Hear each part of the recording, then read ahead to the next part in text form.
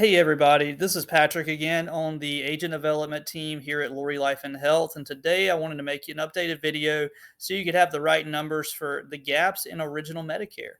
So let's jump right into it and look at the 2023 gaps. And really, this is the main reason your clients are going to want either a Medicare supplement or a Medicare Advantage plan so they don't have to be liable for these gaps themselves.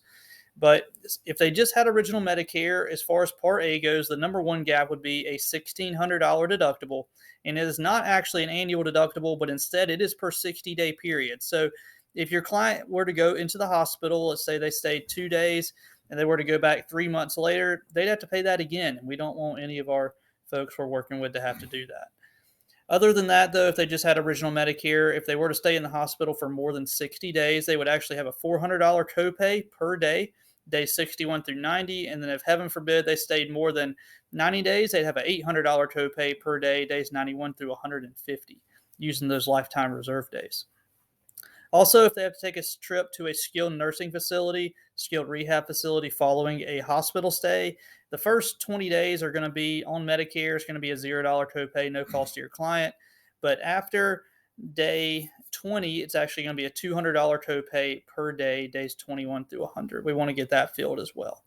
So moving over to Part B, which is going to be your client's medical insurance. It does have a premium, unlike Part A. Part A, most people don't pay anything to have it, but there are some major gaps. Part B, there is a premium. Most people this year pay $164.90, although some of our clients could pay higher based on their income in the last couple of years. But just talking about the gaps, the number one gap is going to be your annual deductible. Now, this is not per 60-day period like Part A is. It's just a $226 annual deductible. Not a huge deal there. But the number one thing you got to get covered here is the 20% coinsurance. For Part B, everything medical, Medicare is going to pay 80%. Your client's going to have to pay 20%. And that's 20% is really what we got to get covered because there is no max out of pocket. The final gap with Part B, there is a 15% possible excess charge that doctors can charge in addition to Medicare's allowed amount. Now, most plans pay for this. If you have an Advantage plan, you don't have to worry about it because you just pay whatever the copay is on your plan.